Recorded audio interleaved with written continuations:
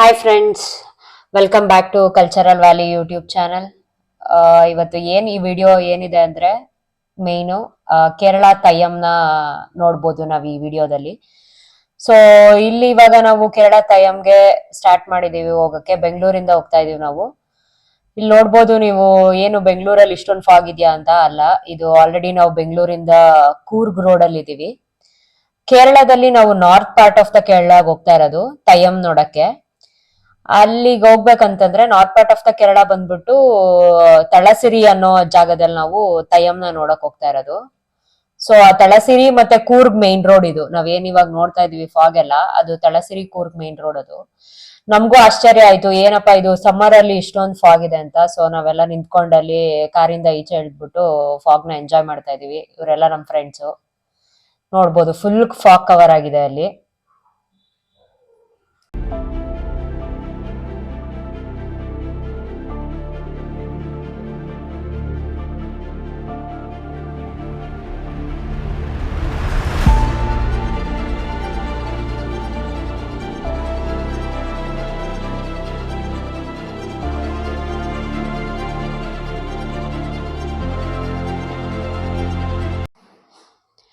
ಇವಾಗ ಇಲ್ಲೇನ್ ನೋಡ್ತಾ ಇದ್ದೀರಾ, ಇದು ಆಲ್ರೆಡಿ ಘಾಟ್ ಸೆಕ್ಷನ್ ಸ್ಟಾರ್ಟ್ ಆಗಿದೆ. ಈ ಘಾಟ್ ಸೆಕ್ಷನ್ ಇಳಿತಿದಂಗೆನೆ ನಮ್ಗೆ ಒಂದು ಬ್ರಿಡ್ಜ್ ಸಿಗುತ್ತೆ. ಇದು ಏನ್ ಬ್ರಿಡ್ಜ್ ಇದು, ಈ ಬ್ರಿಡ್ಜ್ ನ ಪಾಸ್ ಮಾಡಿದ್ರೆ ನಮ್ ಕೇರಳ ಕರ್ನಾಟಕ ಬಾರ್ಡರ್ ಇದು. ಚೆಕ್ ಪೋಸ್ಟ್ ಇದೆ ಇಲ್ಲೊಂದು. ಈ ಚೆಕ್ ಪೋಸ್ಟ್ ನ ದಾಟೋದ್ರೆ ಕೇರಳ ಸ್ಟಾರ್ಟ್. ಇಲ್ಲಿಂದ ಒಂದು 40 ಕಿಲೋಮೀಟರ್ಸ್ ಇದೆ. ನಾವೇನು ಬುಕ್ ಮಾಡಿದೀವಲ್ಲ ಸ್ಟೇ ತಳಸಿರಿಯಲ್ಲಿ, ತಳಸಿರಿ ಅನ್ನೋ ಜಾಗದಲ್ಲಿ, ಅಲ್ಲಿಗೆ. ಬಟ್ ಇಲ್ಲಿ ಏನಂದ್ರೆ ರೋಡ್ ಚಿಕ್ಕದಾಗಿದ್ಯೋ ಅಥವಾ ಪಾತ ಹೆಂಗಿದ್ಯೋ ಗೊತ್ತಿಲ್ಲ, ತುಂಬಾ ಟೈಮ್ ತಗೊಳುತ್ತೆ ನಮ್ಗೆ. ಅಷ್ಟು ಹೋಗೋದಕ್ಕೇನೆ 2 ಅವರ್ಸ್ ಬೇಕಾಯ್ತು ಈ ಚೆಕ್ ಪೋಸ್ಟ್ ಇಂದ. ಬಟ್ ನಮ್ ಕರ್ನಾಟಕದಲ್ಲಿ ನಾವು ಅಬ್ಸರ್ವ್ ಮಾಡಿದ್ರೆ, ಅಂದ್ರೆ ಘಾಟ್ ಸೆಕ್ಷನ್ ಬಿಟ್ಟು ಬೇಗ ರೀಚ್ ಆಗ್ತೀವಿ. ಇಲ್ಲಿ ನೋಡ್ತಿರ್ಬೋದು ಆಲ್ರೆಡಿ ಇಲ್ಲೆಲ್ಲ ಕೇರಳ ಸ್ಟೈಲ್ ಮನೆಗಳು ಸ್ಟಾರ್ಟ್ ಆಗ್ತಾ ಇದೆ. ಇದು ತುಂಬಾ ಚಿಕ್ಕ ರೋಡ್. ಏನಕ್ಕೆ ಅಂತಂದ್ರೆ, ಮುಂದೆ ನೋಡ್ತೀರಾ ನೀವು, ಇಲ್ಲಿ ಈ ಕಡೆ ಸೈಡ್ ಲೆಫ್ಟ್ ಅಲ್ಲಿ ಆಲ್ರೆಡಿ ನದಿ ಸ್ಟಾರ್ಟ್ ಆಗ್ತಾ ಇದೆ. ಈ ನದಿ ಮುಂದೆಗಡೆನೆ ಮನೆಗಳನ್ನ ಕಟ್ಕೊಂಡಿದ್ದಾರೆ. ಅದೇ ಮನೆನ ನಾವು ಅಲ್ಲಿ Airbnb ಅಲ್ಲೆಲ್ಲ ರಿಜಿಸ್ಟರ್ ಮಾಡಿರ್ತಾರೆ. ಸೊ ಆ ಮನೆನ ನಾವು ಸ್ಟೇ ಆಗಿ ತಗೊಂಡಿದೀವಿ, ಇವತ್ತು ಬುಕ್ ಮಾಡ್ಕೊಂಡಿದೀವಿ Airbnb ಅಲ್ಲಿ. ಇಲ್ಲಿ ನೋಡ್ತಿರ್ಬೋದು, ಫುಲ್ ಚಿಕ್ಕ ರೋಡು, ಬಟ್ ಆದ್ರೆ ತುಂಬಾ ಚೆನ್ನಾಗಿರುತ್ತೆ, ಮುಂದೆ ನದಿ ಇರೋದ್ರಿಂದ ನೇಚರ್.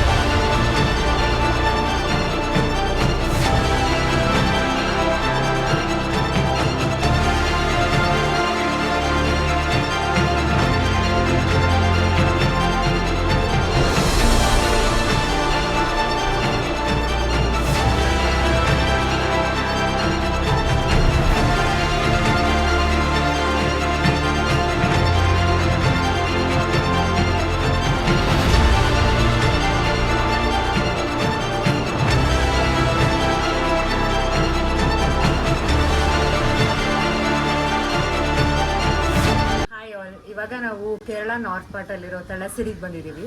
ತಳಸಿರಿಯಲ್ಲಿ ನಾವು ಒಂದು ಹೋಮ್ ಸ್ಟೇ ಮಾಡಿದ್ದೀವಿ. ಆ ಹೋಮ್ ಸ್ಟೇ ಹೆಸರು ಏನು ಅಂದರೆ ರಿವರ್ ರಿಟ್ರೀಟ್ ಹೋಮ್ ಸ್ಟೇ ಅಂತ. ನೀವು ನೋಡ್ತಿರ್ಬೋದು, ಹೆಸರು ಹೇಳ್ದಂಗೆ ಹಿಂದಗಡೆ ಇಲ್ಲಿ ರಿವರ್ ಹರಿತಾ ಇದೆ. ಹೋಮ್ ಸ್ಟೇ ಹೆಂಗಿಲ್ಲಿ ಯಾವ ಥರ ಕಾನ್ಸೆಪ್ಟ್ ಅಂತಂದರೆ, ಇಲ್ಲಿ ಓನರ್ ಕೆಳಗಡೆ ಇರ್ತಾರೆ, ಮೇಲ್ಗಡೆ ನಮ್ಗೆ ಏನು ಪಾರ್ಟ್ ಇರುತ್ತೆ ಅದನ್ನು ಹೋಮ್ ಸ್ಟೇ ಕನ್ವರ್ಟ್ ಮಾಡಿದ್ದಾರೆ. ಅದು ಹೆಂಗಿದೆ ಅಂತ ನೋಡೋಣ ಬನ್ನಿ. ಆಮೇಲೆ ಇಲ್ಲಿ ವ್ಯೂ ನೋಡ್ತಿರ್ಬೋದು, ವ್ಯೂ ಮಾತ್ರ ತುಂಬ ಬ್ಯೂಟಿಫುಲ್ ಆಗಿದೆ. ಇಲ್ಲಿ ನೋಡ್ತಿರ್ಬೋದು ಎದುರುಗಡೆಗೆ ರಿವರ್ ಇದೆ. ಆಮೇಲೆ ರೋಡ್ ನೋಡ್ಬೋದು, ಅಷ್ಟು ಚಿಕ್ಕದೇ, ಎಷ್ಟು ಒಂದು 4 ವೀಲರ್ ಹೋಗ್ಬೋದು ಅಷ್ಟು ಮಾತ್ರ ಜಾಗ ಇದೆ ಅಷ್ಟೇ. ಬನ್ನಿ ಇವಾಗ ಒಳಗೆ ಹೆಂಗಿದೆ ಅಂತ ನೋಡೋಣ. ಹಂಗೆ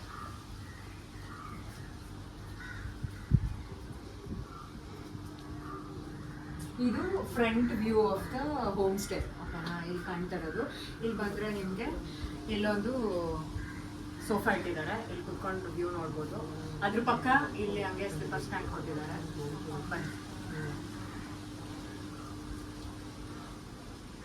ಇವಾಗ ಹಿಂಗಿದೆ ಎಂಟ್ರೆನ್ಸು. ಇದು ಒಂದು ಲಿವಿಂಗ್ ಏರಿಯಾ.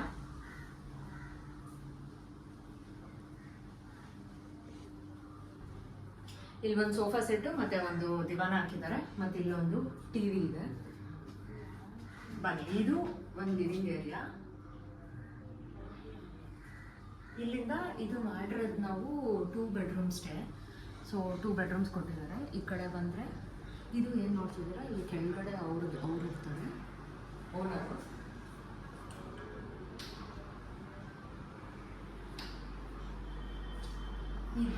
ಇದು ಒಂದು ಬೆಡ್ರೂಮು. ಸಫಿಷಿಯಂಟ್ ಒಂದು ಬೆಡ್ ಇದೆ, ಮತ್ತೆ ಅಲ್ಲೊಂದು ಕಾಟ್ ಇದೆ. ಇಲ್ಲಿ ಕಿಟಕಿ ಡೈರೆಕ್ಟ್ ಅಲ್ಲಿ ರಿವರ್ ವ್ಯೂ ಕಾಣುತ್ತೆ ಇರೋದ್ರಿಂದ. ಇಲ್ಲೊಂದು ಡ್ರೆಸ್ಸಿಂಗ್ ಟೇಬಲ್ ಕೊಟ್ಟಿದ್ದಾರೆ. ಇಲ್ಲೊಂದು ಡ್ರೆಸ್ಸಿಂಗ್ ಟೇಬಲ್ ಇದೆ ಈ ಸೈಡು.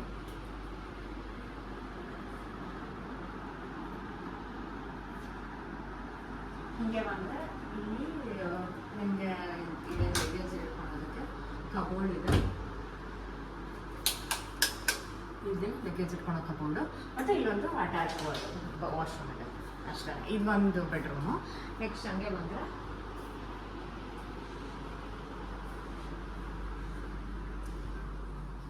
ಇಲ್ಲಿ ನೋಡಿದ್ರೆ ಇಲ್ಲಿ ವರ್ಕಿಂಗ್ ಸ್ಟೇಷನ್ ಇದೆ. ನೀವು ಇಲ್ಲಿ ಬಂದು ವರ್ಕ್ ಮಾಡ್ಬೋದು. ವೈಫೈ ಇರುತ್ತೆ, ಬುಕ್ಸು ಇಟ್ಟಿದ್ದಾರೆ. ಹಂಗೆ ಈ ಕಡೆ ಬಂದರೆ ಇಲ್ಲಿ ಇನ್ನೊಂದು ಬೆಡ್ರೂಮು. ಇದು ಕೈಂಡ್ ಆಫ್ ಮಾಸ್ಟರ್ ಬೆಡ್ರೂಮ್ ಥರ ಇದೆ, ದೊಡ್ಡದಾಗಿದೆ ಇದು. ಮತ್ತು ಇದಕ್ಕೂ ಒಂದು ಅಟ್ಯಾಚ್ ಬಾತ್ರೂಮ್ ಕೊಟ್ಟಿದ್ದಾರೆ. ಆಮೇಲೆ ಇದು ಹೋಮ್ ಸ್ಟೇ ಆಗಿರೋದ್ರಿಂದ ನಮಗೆ ಓನಾಗಿ ನಾವು ಕುಕ್ ಎಲ್ಲ ಮಾಡ್ಕೊಬೋದು. ಅಲ್ಲಿ ಆ ಸೈಡು ನಮಗೆ ಕಿಚನ್ ಇದೆ, ನಾವೇನು ಬೇಕೋ ಅದನ್ನು ಕುಕ್ ಮಾಡ್ಬೋದು. ಮತ್ತು ಡೈನಿಂಗ್ ಏರಿಯಾನೂ ಇದೆ ಅಲ್ಲಿ.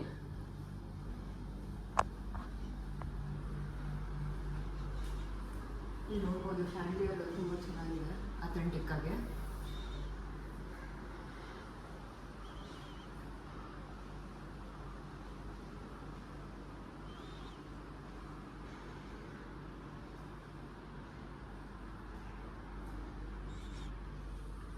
ಇಲ್ಲಿ ಬಂದರೆ ನಮಗೆ dining area come kitchen setup.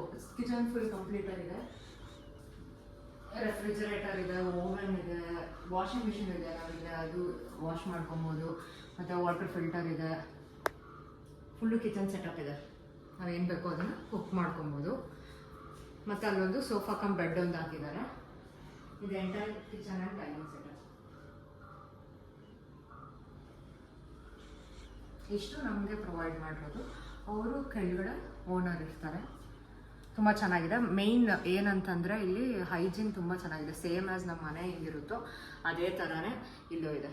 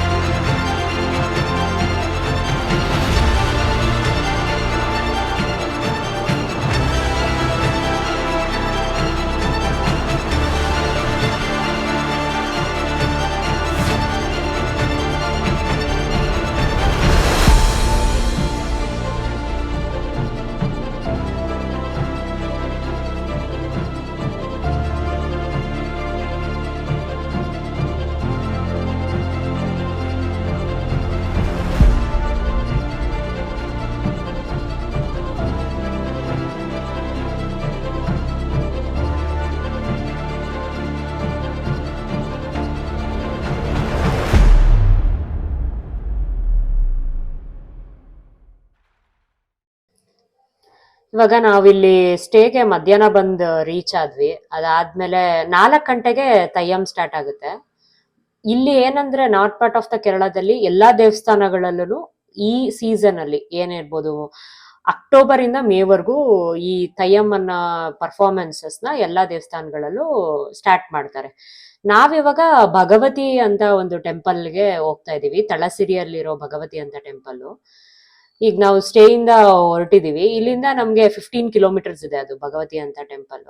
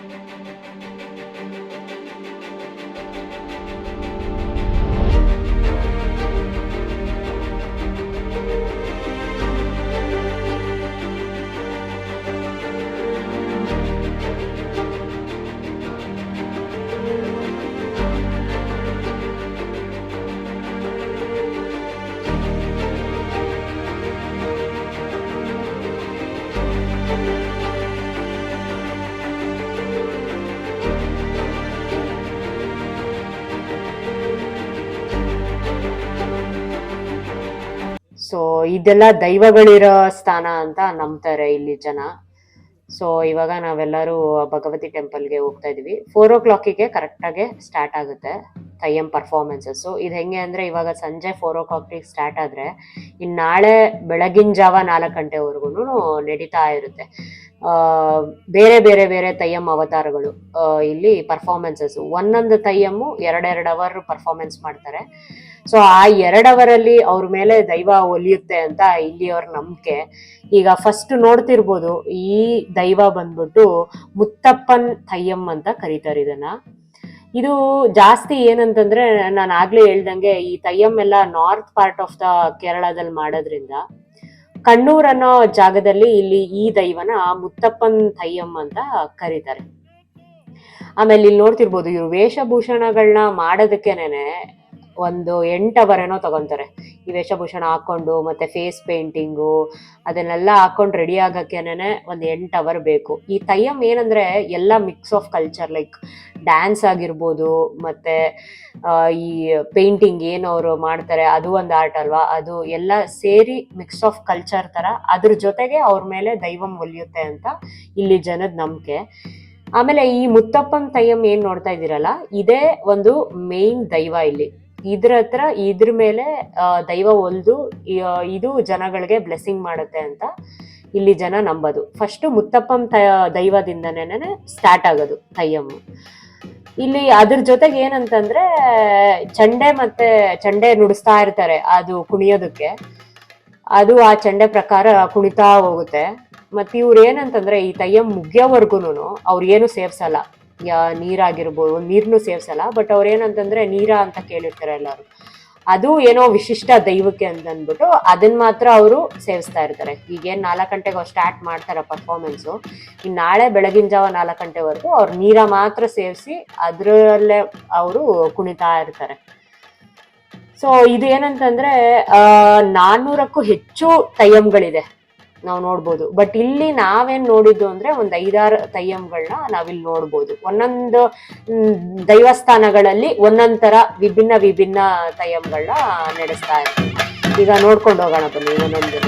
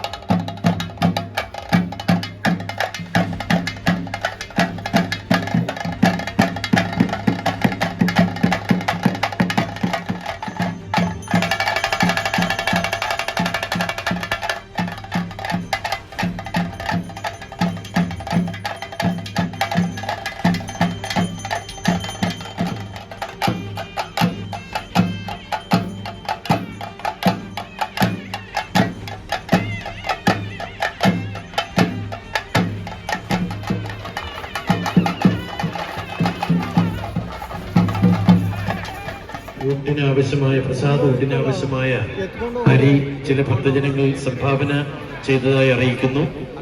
സംഭാവന ചെയ്തവർ ഉഗ്രമൂർത്തിയായ ക്ഷിപ്രകോപിയായ ക്ഷിപ്രപ്രസാദിയായ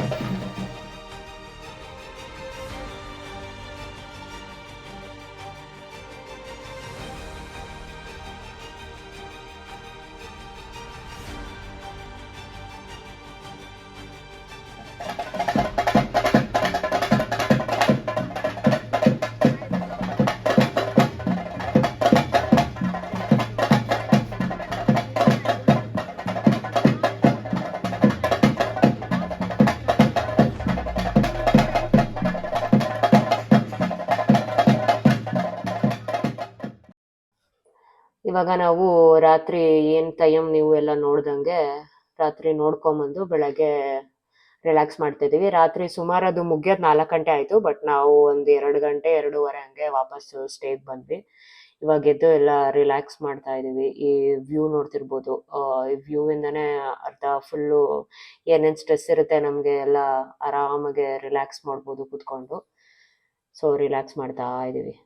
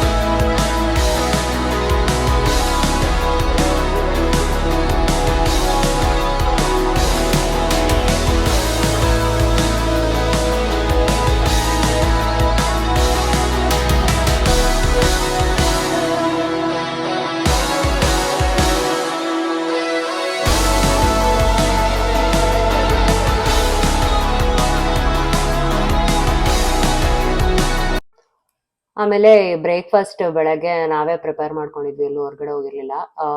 ಅವಾಗಲೇ ಮೆನ್ಷನ್ ಮಾಡ್ದಂಗೆ ಇದು Airbnb ಅಲ್ವಾ, ಸೊ ನಮಗೆ ಯಾವುದೇ ಥರದ ಬ್ರೇಕ್ಫಾಸ್ಟ್ ಎಲ್ಲ ಅವರೇ ಪ್ರೊವೈಡ್ ಮಾಡಲ್ಲ. ನಾವೇ ಆಪ್ಷನ್ ಇರುತ್ತೆ, ಬೇಕಾದ್ರೆ ಕುಕ್ ಮಾಡ್ಕೋಬೋದು. ಸೊ ಹಾಗಾಗಿ ನಾವೇ ಬೆಳಗ್ಗೆ ಒಂದು ಸಿಂಪಲ್ ಬ್ರೇಕ್ಫಾಸ್ಟ್, ಒಂದು ಸ್ಯಾಂಡ್ವಿಚ್, ಒಂದು ಮ್ಯಾಗಿ ಮತ್ತು ಆಮ್ಲೆಟ್ ನಾವು ಮಾಡ್ಕೊಂಡಿದ್ವಿ. ಸೊ ಎಂಜಾಯ್ ಮಾಡ್ತಾ ಇದೀವಿ ಬ್ರೇಕ್ಫಾಸ್ಟ್ನ ಎಲ್ಲರೂ.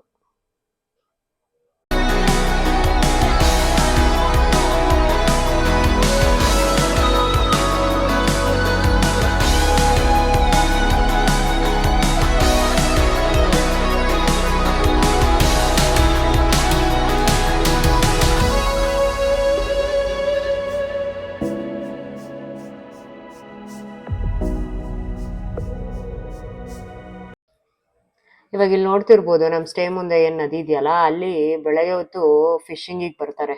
ಬೆಳಗ್ಗೆನೆ ಬಂದ್ಬಿಡ್ತಾರೆ. ಮಧ್ಯಾಹ್ನದಷ್ಟೊತ್ತಿಗೆ ಎಲ್ಲ ಫಿಶಿಂಗ್ ಮಾಡ್ಕೊಂಡು ತಗೊಂಡೋಗ್ಬಿಡ್ತಾರೆ. ಇಲ್ಲಿ ನೋಡ್ತಿರ್ಬೋದು, ಒಂದು ಬೋಟಲ್ಲಿ 3 ಜನ, ಒಂದು ದೊಡ್ಡ ಬೋಟಲ್ಲಿ, ಇನ್ನೊಂದು ಬೋಟಲ್ಲಿ ಒಬ್ರು ಬರ್ತಾ ಇದ್ದಾರೆ. ಫಿಶಿಂಗ್ ಮಾಡ್ಕೊಂಡು ಒಂದು 2 ಅವರ್ಸ್ ಇಲ್ಲೇ ಇದ್ರು ಅವರು. ಆ ಕಡೆಯಿಂದ ಈ ಕಡೆಗೆ ಅವ್ರಿಗೆ ಫುಲ್ ಎಲ್ಲ ಫಿಶಿಂಗ್ ಮಾಡ್ಕೊಂಡು ಮತ್ತೆ ವಾಪಸ್ ಹೋಗ್ತಾ ಇದ್ದಾರೆ ಆ ಕಡೆಗೆ.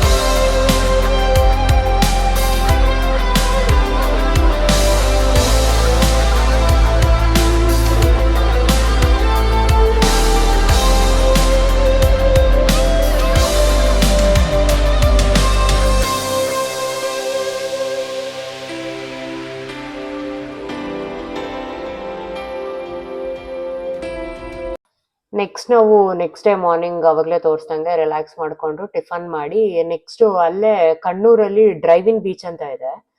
ಇಲ್ಲಿ ಏನಂತಂದ್ರೆ ಸ್ಪೆಷಾಲಿಟಿ, ನಮ್ ಕಾರ್ಗಳನ್ನ ನಾವಿಲ್ಲಿ ಓಡಿಸ್ಬೋದು. ಬಿಕಾಸ್ ಅಲ್ಲಿ ಹೆಂಗಿದೆ ಅಂತಂದ್ರೆ ಸ್ಯಾಂಡ್ ಫುಲ್ಲು ಗಟ್ಟಿ ಇದೆ. ಸೊ ಅಲ್ಲಿ ಎಲ್ಲ ಅದು ಹೆಸರು ಹೇಳ್ದಂಗೆನೆ ಡ್ರೈವ್ ಇನ್ ಬೀಚ್ ಅಂತ.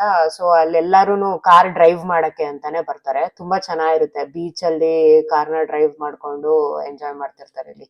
ಬಟ್ ಈ ತರ ಬೀಚ್ ಗಳನ್ನ ನಮ್ ಕರ್ನಾಟಕದ ಸೈಡ್ ನಾವು ನೋಡಕ್ ಆಗಲ್ಲ, ಕಾರ್ಗಳನ್ನೆಲ್ಲ ತಗೊಂಡ್ ಹೋಗಕ್ಕಾಗಲ್ಲ, ಸಿಗಾಕೊಂಡ್ಬಿಡುತ್ತೆ. ಬಿಕಾಸ್ ಅಲ್ಲಿ ಲೂಸ್ ಸ್ಯಾಂಡ್ ಇರುತ್ತೆ ನಮ್ ಕಡೆ. ಇದು ಫುಲ್ ಹೆಂಗೆ ಅಂದ್ರೆ ಫುಲ್ ಟೈಟ್ ಸ್ಯಾಂಡ್ ಇದೆ, ಹಾರ್ಡ್ ಸ್ಯಾಂಡ್ ಇದೆ. ಸೊ ಅದಕ್ಕೋಸ್ಕರ ಕಾರ್ಗಳನ್ನ ಇಲ್ಲಿ ಓಡಿಸ್ಕೊಂಡು ಎಂಜಾಯ್ ಮಾಡ್ತಿರ್ತಾರೆ. ಇದೊಂದು ಸ್ಪೆಷಾಲಿಟಿ. ನೀವೇನಾದ್ರೂ ಕಣ್ಣೂರ್ ಕಡೆ ಹೋದ್ರೆ ಅಲ್ಲೆಲ್ಲ ಆಲ್ಮೋಸ್ಟ್ ಅಲ್ಲೆಲ್ಲ ಕಣ್ಣೂರ್ ಬೀಚ್ ಗಳಲ್ಲೂ ಹಿಂಗೆ ಇರುತ್ತೆ, ಡ್ರೈವ್ ಇನ್ ಬೀಚಸ್.